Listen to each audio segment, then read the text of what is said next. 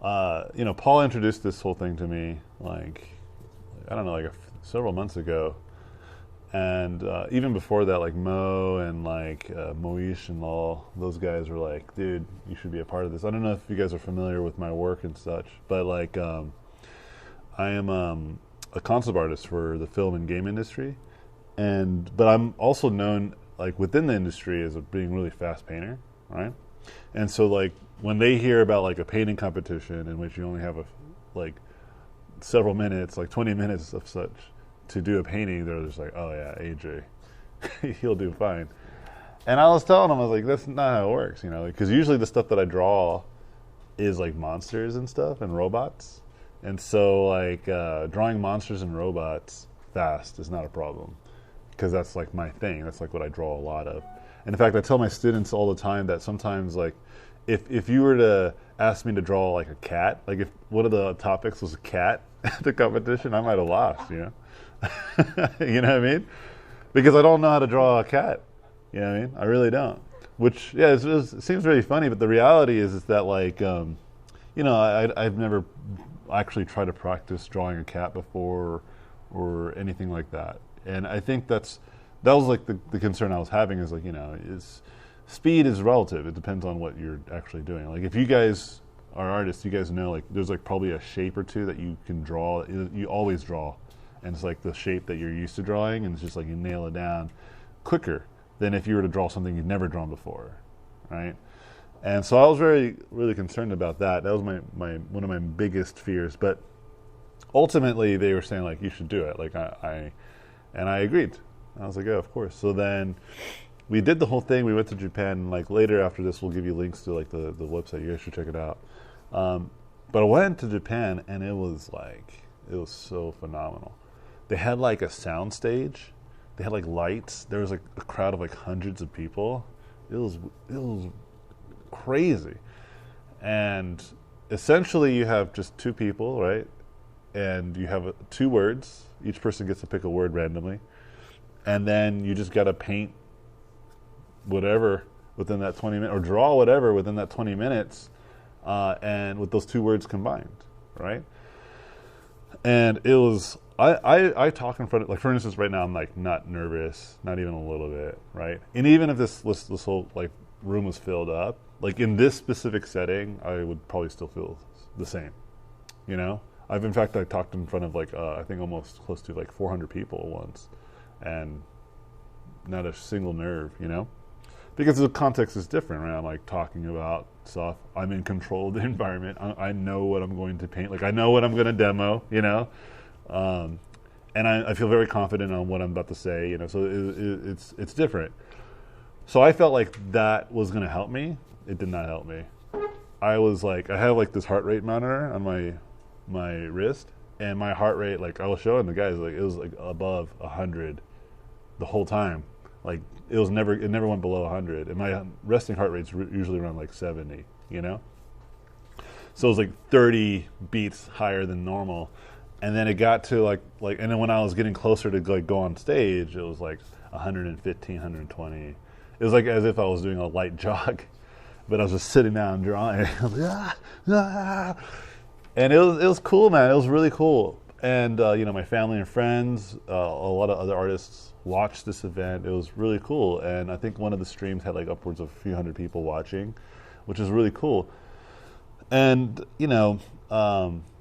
Paul and I and many of the people that are doing this, like we want to like get the ball rolling. We want to get this kind of thing started, right, and bring it to kind of the States, because a lot of artists, like as you guys may know, like live in this area.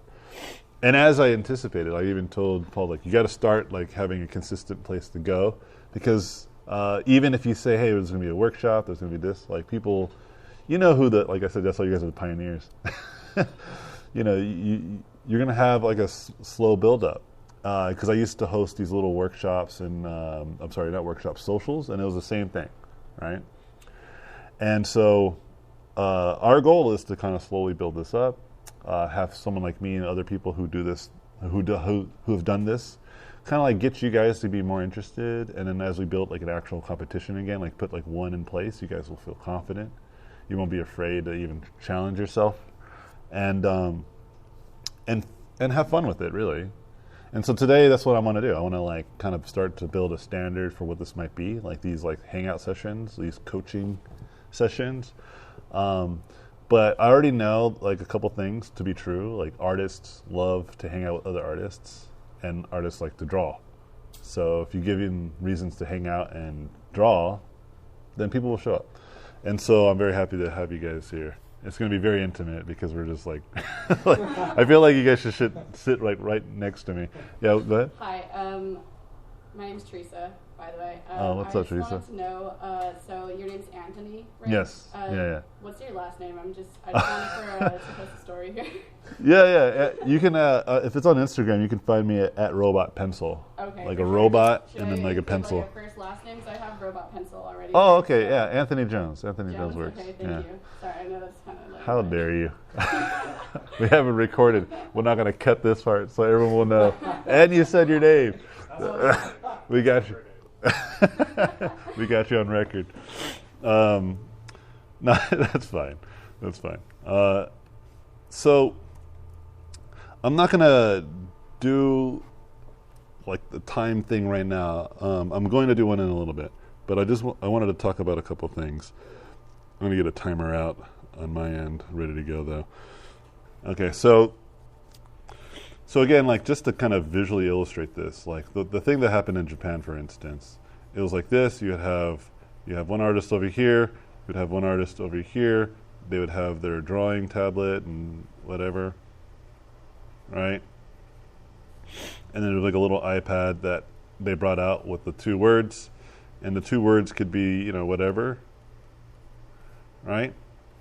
And then these artists would essentially just be painting or drawing, and you would have this audience like watching this all happen. You know what I mean? And again, you only have 20 minutes. You have to use the words that have been given to you, right, as best to your ability. And there are people who are judging. Okay, there's like artists that are watching. And I think in some cases they will have someone that may not be like an artist, but someone that appreciates art.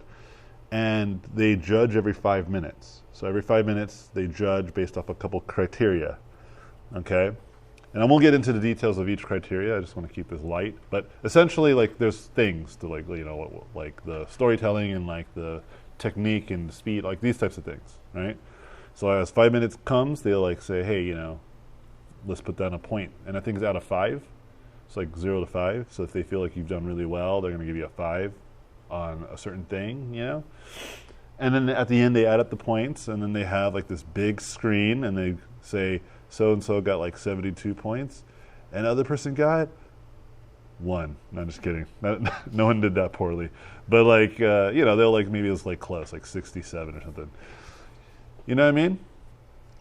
And ultimately, there's a lot of here that we really like, and there's some things that we would like to evolve and change and to be even better.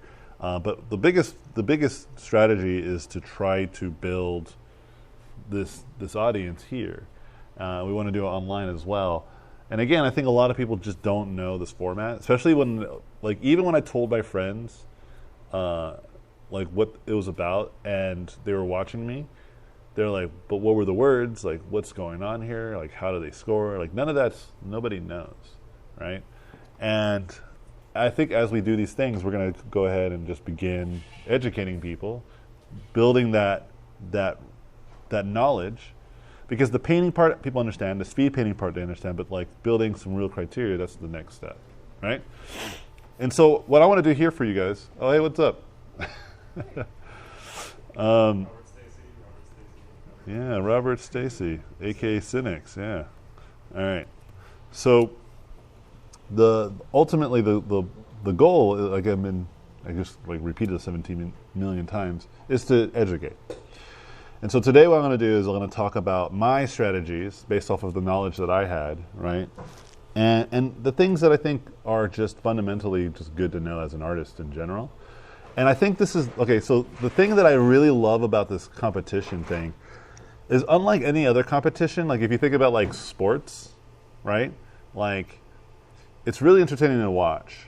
So that's what that has for it. Like if you don't know how to play soccer, like I think the women just won the World Cup, right? Or the Women's World Cup. Like even if you don't know how to like play the game, you can respect like them winning. You can watch the game and be like intrigued when they're scoring, because everybody understands how hard it is to kick a ball, and especially to kick a ball into a goal, right? While there's other people trying to take that ball away from you, and there's like a goalie like trying like it's really clear. It's very simplistic. But the thing is that like, you know, if you're a really good star athlete, unless you're like the star, right? Most of these athletes, you know, tend to have a harder time like assimilating back into some sort of career. They usually have to stick with the sport or whatever. But usually the star athletes are the ones that can like bank off of their fame and their prestige. Like, you know, think of like someone like Jordan. Like Michael Jordan was so popular, and he struck such a great deal with Nike that he like now he has shoes that are literally called Jordans. Now you might be a kid today that has no idea who Michael Jordan is, but you're wearing Jordans. You know what I mean? Those kids exist.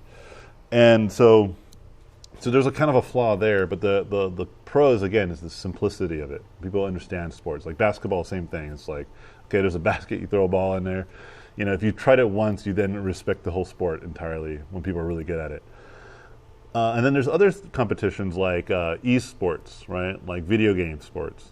And the problem with this though is that most people generally are not like they don't play these games. They don't know how to like judge the quality of the sport, right? Like when I was watching League of Legends once with my wife, she had like no clue what the heck was going on. And I was like in it, and I was like, dang, dude, can you believe he casted his R at that moment? And like, you know, and she was like, R? What are you talking about letters for? And, but that's kind of the thing, right? But the audience is growing and growing and growing because more people are playing the game. But the problem again, like a lot of these kids retire at the age of like in their mid-20s, you know, because they start to grow up. And other kids who don't have any responsibilities are playing 16-hour days, and they're able to learn off of these folks and expand. And also games lose popularity, right? So there's another problem that the esports competitors have to face. But I found that like with painting, like a lot of my friends, my wife's friends, had no idea how to paint, but then they're watching me, they can like understand like, whoa, like this is pretty crazy. You know, because they can understand the challenge of painting an image. And the value of what this sport can do is it can bring exposure to people for sure. But really, also, being a good artist gets you careers and real jobs, right? Like if you retire, like if I retire as the champion speed painter, like I can work in the industry. And the reality is I already work in the industry. You know, I just like I was telling you this before we started. Like I just came from like a meeting with a major company. You know, and so it's like it's a great opportunity, is what I'm saying, right? And I think it's one of the only sports too that I can see where the older you are, the better you are. Like the more advantage you have, right? Because as artists, we just need more time, right? More time, more knowledge. And then we could become better ultimately. So I'm like totally sold on this whole thing. One of the things I'm talking about is that like I think this is because I'm an art educator too, and I really want to make sure that there's more opportunities for people, and anything that can help that I'm a big fan of. And this is one of those things. And like I said, this will not just be helpful to people who are you know, who want to be part of like a competition and be in that spotlight, but like that skill that you acquire to be as good as you need to be for this type of thing will actually pay in dividends. You know, it's worth the investment. And so we'll kind of get into the strategies now of getting better at speed painting. I'm sure some of you guys might actually already have some clue, and in fact, I kind of want to ask, like, what do you guys think are some strategies that you would employ if you had to compete? So let's say you, sir, you had a ticket to go to Japan to compete in the World Finals, or just to go to any kind of competition, and you knew that they were going to put you on a stage, they're going to give you a Wacom, and you can use any kind of Photoshop tool-like thing, Illustrator, Krita probably, but like the tool that you have to use is like, let's say like the Wacom. All right. Like, how would you think you go about preparing for this? Probably just like, because you still have to factor in the fact that you're combining two words together. Yes. So I'd always try to tell a story with those two words in like almost every situation. Sure. Because sometimes you're going to get things that you're like not familiar with, or something that's like kind of weird, like robot disco. Yes. So how do you tell a story about robots and disco? Got it. Yeah. So that's exactly right. But one of the things that, and to jump off of that point, like one of the things that I started to recognize too. No, it's funny. I just saw your snaps. Like you probably were like in the frame the whole time. It's no big deal. It's no big deal. Like I can offer some giggles here. Yeah. It's no big deal. It's just funny. Yeah, like that was one of the things that they were telling me too, like, telling a story and getting people interested. And one of the things that I was practicing, and one of the things that I think most people should practice, is because telling a story is very hard to do. But if you don't know how to paint and draw very well or effectively, like if you don't have control over your tools, then story is going to be one of the like last things on your mind sometimes. And so I agree with your sentiment. So what I did actually before the competition was, in fact, I actually probably have, I could probably open up, because I don't need the internet for this. Yeah, here we go. So this is probably not accurate representation, but like I have, like I probably stopped. It's probably. Let me look at the dates. That'll probably be more honest. No, I'm not gonna do that. Too much work. Yeah, it's probably in the early 30s though. But I will say that like, oh yeah, here we go. But I started to, as soon as I knew, I started to basically, yeah, I think this one's about right. I started to essentially just do a speed painting like every day, like at least like twice a day. And some of these are like, it says speed paint 30, but it's like probably 4 or 5 images within it. I don't know. Let me open one up and see what we got. I might be a liar. Oh no, see, so there's some studies here, but no, I'm not a liar. Look, there's totally like stages. There's different things. I was practicing brush strokes, and a lot of times people don't do this. They don't just practice just being a good artist, And you can see here I did a lot of studies. I had like references, images, practice things that are very challenging for me. The things that like if I had to like draw a person doing this, could I do it? Because I didn't want this to happen where I'll be on stage and like I have a really great idea, but I know I can't draw it. Like a cat, I was certain there was no cats because I saw the words. I was just like, I'll just draw no cats. But I imagine like during the stage, I'm like, but this idea I have right now involves a cat, and it's genius. Yeah, but luckily that did not happen. But that's kind of the point I'm making. You know what I mean? Is that like this is actually good practice as a concept artist or even an illustrator at some levels, right? Because if you get a job and your employer asks you to design like a concept, granted you don't have like the short 20-minute time frame to do it, and they're not just like randomly throwing 2 words at you. It's a little bit more focused, and there's probably more words and more reference that you can actually look and you can digest it.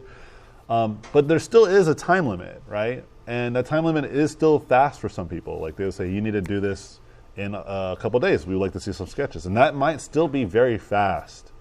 And so this, like I said, this competition will teach you some skills that I think are actually very valuable outside of like a competition. And so this is what I did. And I'll kind of demonstrate too, kind of like what I would do. So I'll say, okay, how fast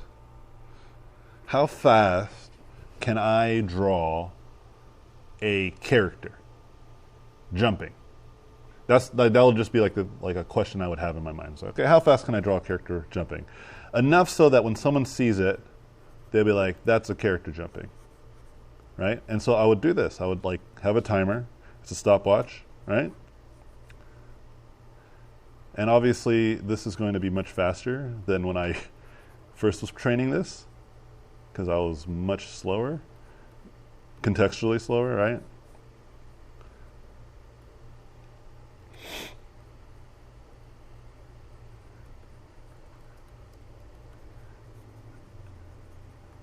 And what I would do is I'll just, in my mind, all that's going through my mind is asking simple questions like, why did I lay down that mark?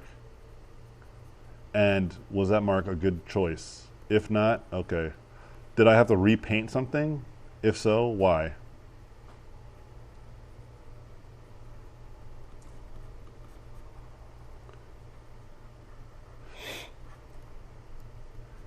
It's funny because when I was doing this type of stuff, I was very critical. And now I'm like, nah, it's all right. This is fine. Because after the competition, I realized that you don't have to have it super, super tight. It's just got to be clear. You know what I mean? Like, it's got to be like, oh, yeah, I get what he's trying to draw. And I have to also remind myself of artistic bias. And if you're not sure what that means, it basically means, like, your own knowledge of how sucky you are. And your own, like, the things that you know you can improve upon, people don't know that. So when they see you paint, they don't know how you feel about it. Does that make sense? Like, you might feel like this is super garbage, but to other people, they might actually think this is the craziest thing I've ever seen in my life, you know? And that's a really important distinction that I recognized after the event. And a way that I learned this is that when I was talking to my wife, I was like telling her like how stressed out I was, you know? And I was telling her like how close it was in a lot of matches. And she was just like, no way. She's like, everybody said like you dominated. And I was like, what the, you know? And because to me, I didn't feel that way at all. And I realized when she was saying that in the lenses of like someone who doesn't know how to paint. Right? Someone who doesn't know how to draw.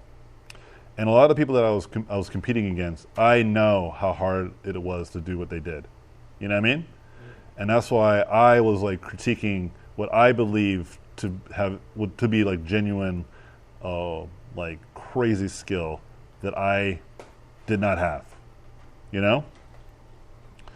But to an outsider, they just see like, dude, this person just drew like a painted, like a person jumping with lighting and perspective and what have you, even if it's slightly like mediocre, people will be impressed.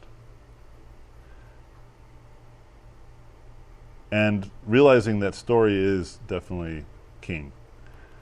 But again, just like anything, if you don't execute well, it might not matter.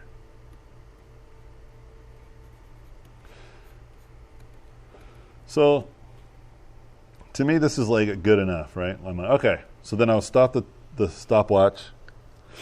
And when I was doing this type of stuff, it's super dark on my screen. So let me actually do this for you guys. Let me lighten it up so you guys see what I see. This is about right. It's now super overexposed on mine, but at least you see what I kind of see. So that's kind of what I was seeing on my screen, right? And so, like, this is about, so I have about 3 minutes and 51 seconds clocked at drawing this one character, okay? So then, what I did to prepare, I would, like, take a look at this. I say, 3 minutes, okay. What were, like, the biggest things that were slowing me down? I was like, okay, the pose, the anatomy, the lighting. I can do better. I'm a better artist at these things. I can fix these things immediately, right? But how would I fix that, right? But what are the things that I can't fix immediately? And it's like maybe the pose. Like maybe that isn't something I can fix immediately. Maybe I have to like go and draw people more. You know what I mean? And that's why you saw like some of those examples of me drawing people jumping around and stuff like that. You know? But like the lighting and stuff, I'm like, nah, I think I got that. So then I would do like practices of like poses and whatnot. And then I'm like, okay, let's see if I can beat that time. But this time I'm going to draw a different kind of pose, and I'm gonna come at this with a different strategy and see how it works.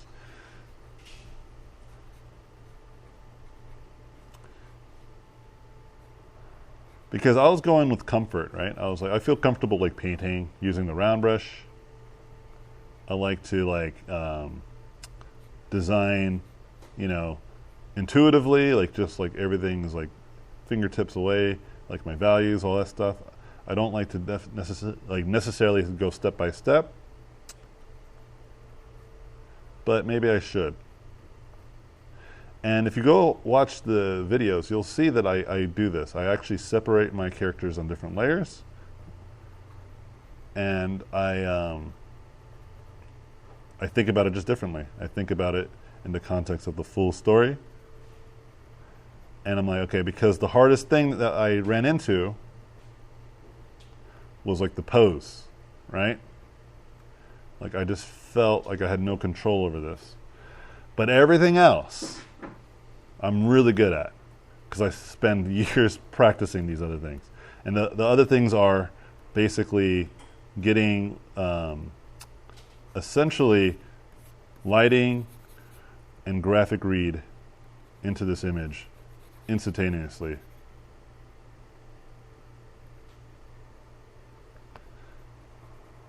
You'll see in just a moment.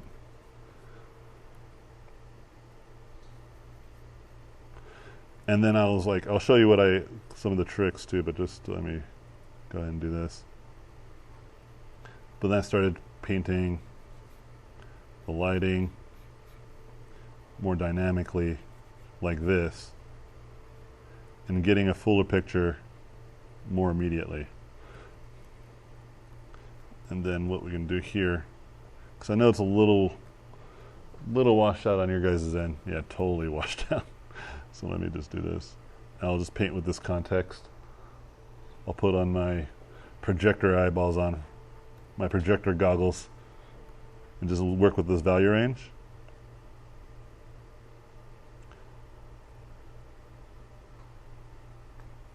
And then let's do some like bounce light, add some drama. Oh yeah, that's good. Looks good.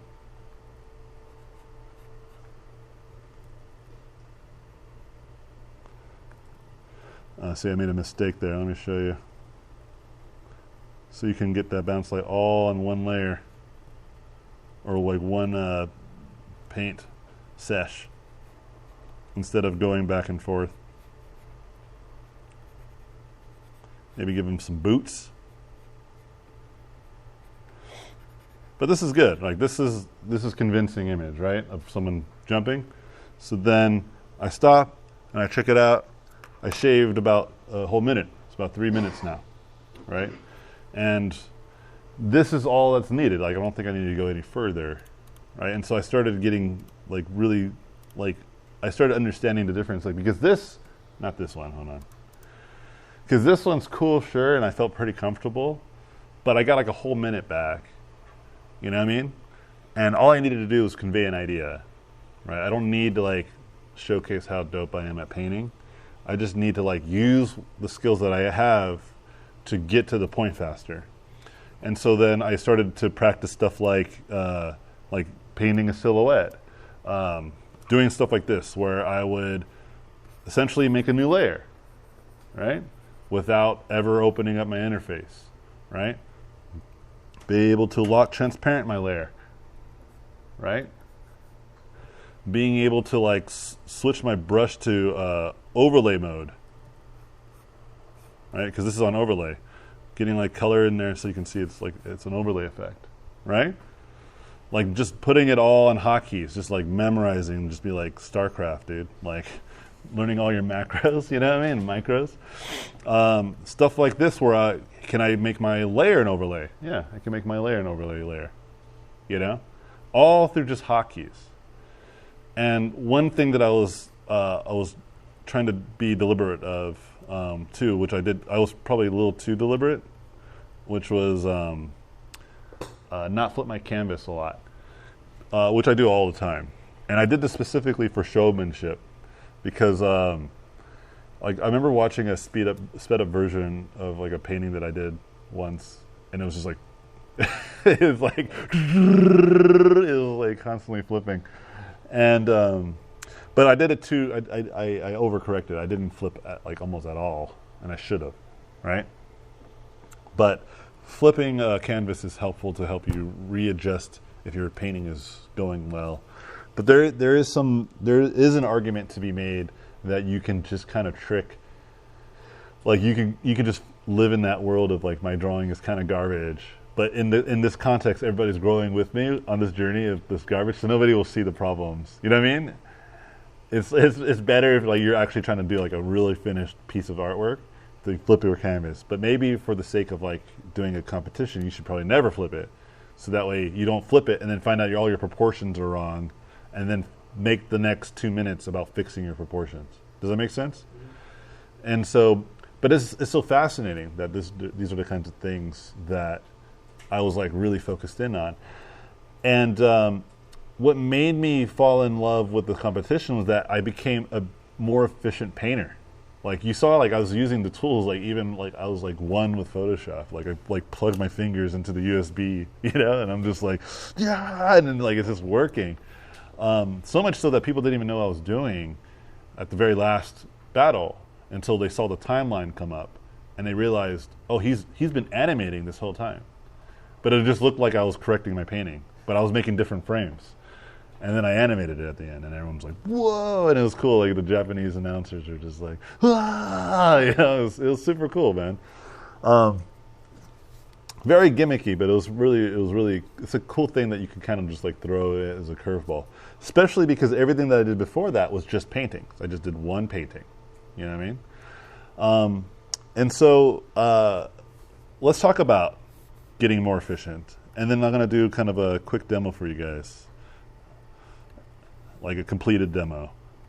So I just scoured the internet, learning how to like maximize these hotkeys, and I'll give you guys some tips and tricks. So for instance, like I was showing you can change your layer to like a different mode, right? So let's use some color here because it'll be more helpful. So I have so Control Alt N, or is it Control Shift N? I think it's Control Shift N is make a new layer, right? So Control Shift N is make a new layer. Since I don't want carpal tunnel, I moved the N to a W. Make sense? So it's more like a guitar chord versus like me getting like this is like how far my fingers have to be. That's not natural, and I make a lot of layers all the time. All right. So moving it to W, this is what my hand looks like now. Okay. So that's like making it like guitar chords instead of like me having to like fight against the machine. But look, I hate this. I hate this where it's like, you want a new layer? Let's name it. I don't want to name my layer right now, dude. I'm in the middle of competition, bro. Like Photoshop, take it easy. So I found out that if you hold Control Shift Alt N, or whatever you switch your hotkey to, which in my case is now W. So Control Shift Alt W, it just makes the layer. See on the left pane? Oh snaps! Which, you know, when you're hiding everything in view and you're just painting with like no interface and everybody's watching you, it looks like magic. It looks like magic that you're just like do, and then you're just like do, and you're just moving stuff around all of a sudden. They're like, what? And then when you know you're on a different layer, and then you just say, let's make this a color burn layer, but it won't really matter because when you make black color burn, here let's do this instead. Let's do this, and let's make this let's make this an overlay layer. There you go. Right? I mean, the projector's not great because of the lighting, but nothing we can do about that. You see what I'm saying, though? It's pretty cool, right? Let's do color dodge. Color dodge. Right? Very popular layer modes. Again, it's like it looks like magic. And so I just learned this stuff, right? And the hotkeys are not going to help you. I'll tell you what they are, though. But they will give you carpal tunnel, so I generally would advise not to do this too often. But basically if you do with a brush, like if you have a brush, if you do control, is it? Yeah, that's right. I lost my train of thought for a second. Yeah, it's Shift Alt, and then any letter on the keyboard is equivalent to some sort of layer mode. Does this make sense? Like, so for instance, Shift Alt N is normal, and then Shift Alt B is color burn, and then Shift Alt O is overlay, which all are pretty intuitive, but then like Shift Alt I is dissolve. So like if you just go through the gambit and just see what it is, like if you were trying to find like maybe you like linear light, just I don't know what it is, I can't tell you, because like literally every key is something. So you just gotta I think every key, maybe not all of them, but like if you just go through and be like, which one's linear light? That's how and then once you find that out, then you just memorize it. And that's what I did. Make sense? And so the same is true for layers, but the trick is that if you have the brush, you're only gonna be changing the brush. Like the brush is layer mode. But if you want to try to get the layer, you have to go to a mode that is indifferent, that has no color thing involved. And the indifferent mode that I go into is just the move mode. You know, when you can move stuff around, which is V. Again, I'm not going to test you guys later. I'm just telling you the power of maximizing your tool, and you should spend time learning the tools. If you don't use Photoshop, it doesn't matter, whatever tool it is. I have the same quick strategies with Procreate too. I think I was showing you, Cynics, right, the other day, that you can do some cool stuff. And you're like, what? I didn't know you could do that. I read the manual, you know what I mean? I went through the manual, but you laugh, but I won the competition, man, right? I was in my freaking painting thing, and dude, I do, and so it's really valuable though, and I'm telling you, of course, as fun as it might be to say that I won a competition, but I'm actually shaving hours off of my work time too. You know what I mean? I'm still providing the same quality work. I'm just doing it faster. But can you draw a cat? I can't. Until they pay me, I'll learn how to draw a cat. If someone's like, we're gonna give you $10K to draw a cat in this month, I'll be like, it's more than enough time. I'll buy a cat. I'll buy some kittens, raise them to adulthood. Any backstory on that? Yeah. Yeah. I have just a bunch of cats living in the house. When one of them dies, dissect it, look inside its heart, understand its soul, you know? Be one with the cat, wear a cat suit, and then I'll be drawing cats like a boss. But ultimately what I'm saying is maximizing your tool, memorizing the tools, hotkeys, and all stuff. This is incredibly valuable, you know what I mean? And so now I'm going to show you the value of this, all right? And as I do this, I'll talk a little bit about the competition and how I felt about a lot of it. And I'll kind of talk through it whenever we do the actual, because I'm going to have you guys try it yourself, see how you feel about it. Yeah, but no pressure. We're not going to look at it. I'm going to be like, let me see. You know, it'll just be for yourself. It'll just be something that you can try and be like, and then start having questions about. We can talk about it, right? And I want this group to grow, and we'll make it a safe space to practice and just challenge each other in fun ways. And then eventually we're going to put together real competitions where there's real stakes, there's brackets and stuff like this, and potentially prizes, right? That lead up to an ultimate championship of some sort, which would be really fun to either participate in or even just go. Because even just watching was intense, man, you know? And so, but my point is that you need a place for people to collect. The reason why StarCraft and esports in Korea did so well is because they had an infrastructure for it. They had PC cafes every block, literally. I remember me and my friends, we stayed a night at one. We told our parents that we were staying at each other's places, and we just stayed at this PC cafe like the whole 24 hours. It was a terrible idea. It was a lot of fun until like 1 o'clock in the morning. There's only so many matches of Counter-Strike before you just like, I need to sleep. But we had nowhere to go. We were just kids, because we lied to all our parents. So I'm gonna only do this for like about 14 minutes. So I'm gonna shave the time by 6 minutes. And so the theme that we had was superhero horror, right? And I already kind of did one already, right? But I'm not gonna do the same one. I'm gonna do something different. And I'm just gonna act like I just heard it for the first time. Like, I'll try to. So I didn't prep any idea of what I was gonna do, other than I know I was gonna do superhero horror. Okay, so the timer starts. All the music's going, and then you got like 20 minutes to do a thing. When in my case, I got a short amount of time. And I'll color correct at the end, but I'm not going to color correct now, just because I want to do a good job. So this is what happened to me when I was doing specifically drawer.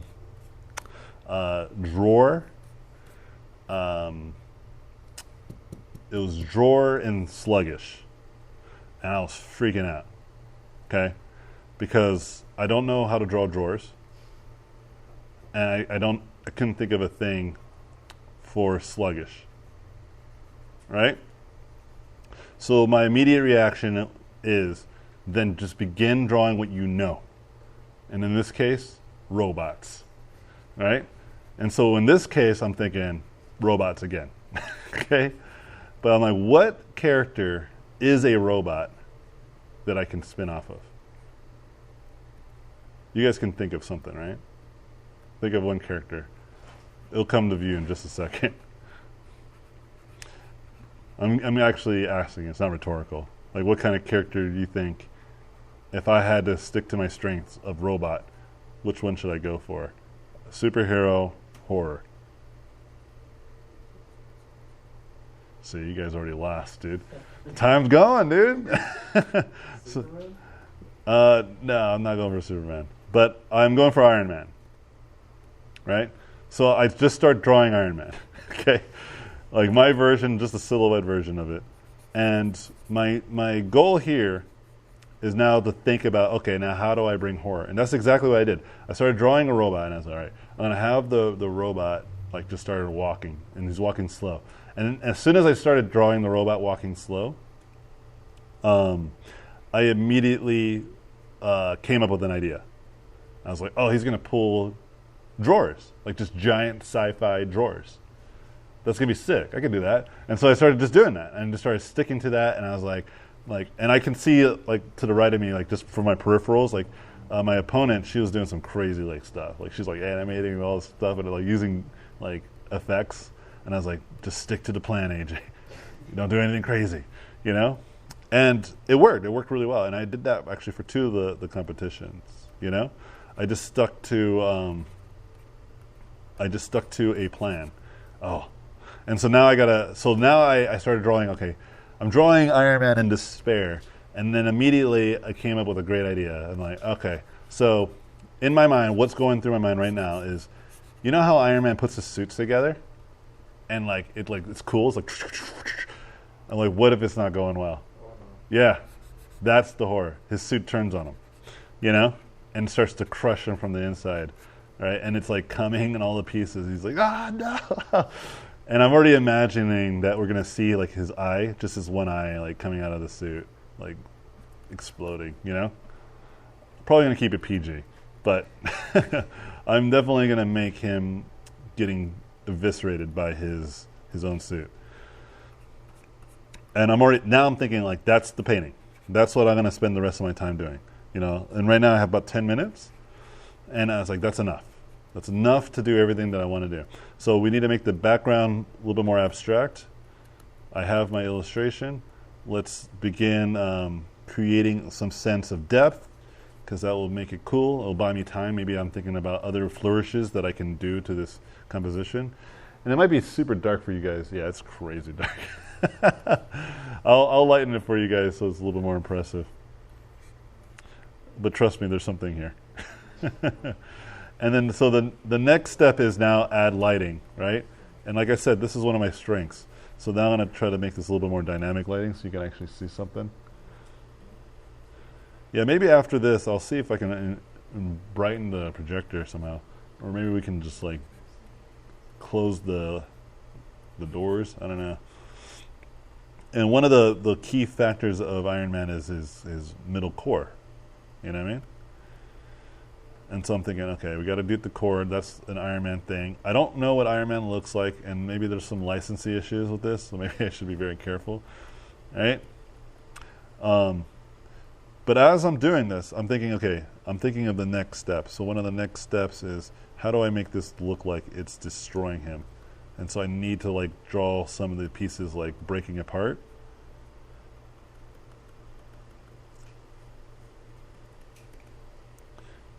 And then I have to potentially draw like blood and gore, but I'm not going to do that. I'm just going to draw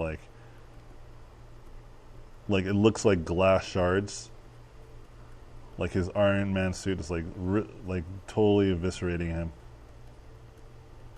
Maybe like I could do something like this, which is have his arm be broken. Right, like the suit, and you guys can see that. There's a little bit of broken arm right there. The suit is turning on him. It's like snapping his bones, you know. And he's like, ah! And I have about 8 minutes left. I'm actually feeling really confident. Okay, and this is another thing that I did. I looked at the time like a lot, and I knew based off of my previous training that I can get a clear idea within about 3 to 4 minutes. So as long as I have 3 to 4 minutes, I can kind of get the next idea. So right now, this next idea is to clarify the Iron Man suit in the next 3 to 4 minutes. And in the last 3 to 4 minutes, just put some motion blur, put some splatters maybe, draw that eyeball really pronouncedly, you know? But probably stay zoomed in the whole time, or zoomed out the whole time. And do you guys have a guess to why I might stay zoomed out the whole time instead of zooming in and detailing? It's a waste of time. Because this is what the final image is going to be.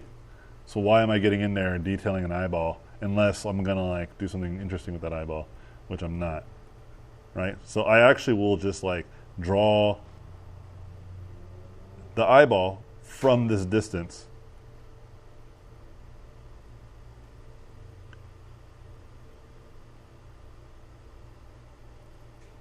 And I'm drawing it like stressed out, like, oh my God. And he's got the goatee, so we got to get that in there. But when I do the level adjustments, maybe when I have time at the end, I'll show you guys.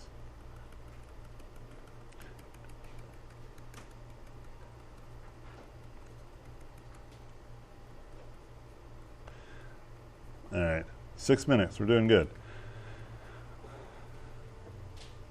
Because he's the star of the show, I need to make this idea be very clear at the last few minutes of the show, right? So if people are confused what's going on, they won't be at the end. Because it's okay if like there's a little bit of a reveal happening. What's not okay is if I didn't complete my idea that I have come up with in my mind's eye. You know what I mean? Someone's trying to call me. I'm in the middle of competition, bro.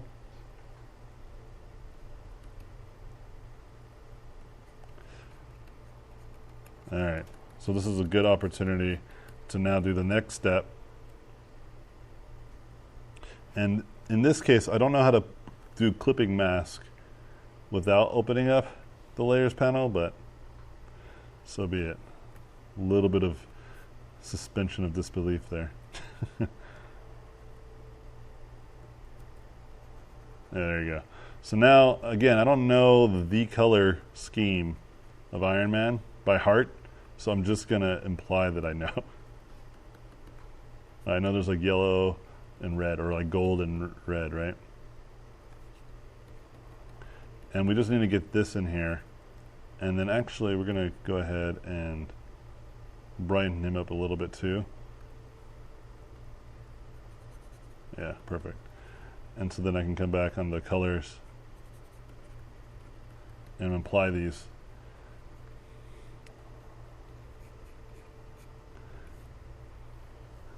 Yeah, that's definitely really hard to see. But stuff like, I don't have time to make the background look dope with color, so I'm just going to find like the best version I could possibly find. And I have 4 minutes left, man. I have time, dude. And so right here, and I did have hotkeys for blurs, but I didn't memorize any of them. So I'm just going to do this. There you go. And then blur it again. And keep blurring it. Create some drama. You guys can't see anything. I have 4 minutes left. It's fine. I'll spend some time right now, and I'll actually make a levels and just turn it off and on for you guys. All right. So you guys can see what I see, which is going to be eye-opening.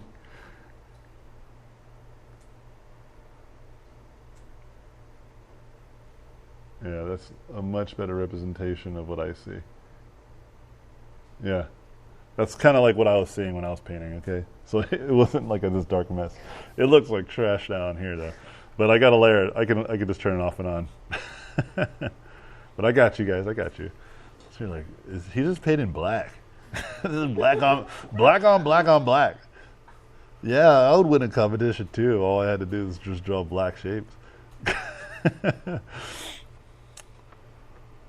And I will tell you, like their projectors on at the Japan show is actually really good. I mean, I guess they have to be if they're competing, like having you compete. So then, so now I have like 3 minutes, the last 3 minutes. And so in my mind, I'm saying this is where I just completely refine, and if there's any last moment thing that I can do, it's time to do it. And I'm like, all right, let's create sparks. So I would make a gradient map layer.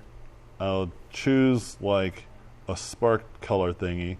And again, this is me maximizing my understanding of tools.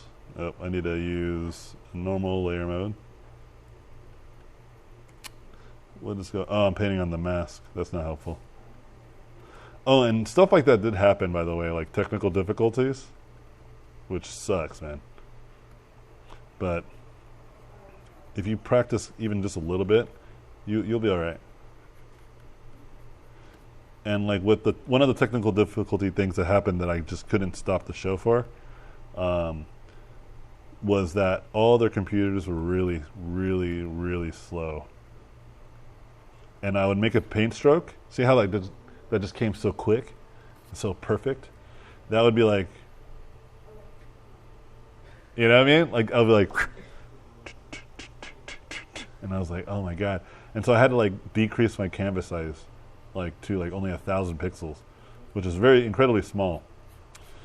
To give you some context, I usually paint at like a couple thousand, like 3,000 to 4,000 pixels, like high or wide, you know, 6,000 to 7,000 pixels tall. So it's like literally times, or I divided that size by 4 essentially. I was drawing at 4 times smaller than I'm used to. And it was real problematic. And it got so problematic, like that one where I was talking about like the robots pushing the drawers or dragging the drawers, like I was kept on expanding the canvas so I can like make this like epic scene, just made it bigger and bigger. Because I had so much time left. And I was like, I got this. Then it started to really slow down. I forgot that I can't deal with large canvas. So I had to like crop everything and flatten all the layers. Yeah, it's just like, yeah, I didn't complain or nothing. 12,000 pixels later, you're like, oh wait. Yeah, it's stuff that you don't think about, like adrenaline, man. You're going hard, dude. So I have like 20 seconds left. At this point, I just stop. I'm like, okay, I think this is fine. I don't need to prove anything to anybody. And so that was about like 14 minutes painting. Yeah, that's great. That levels works perfect. Yeah, this is pretty close to what I am seeing.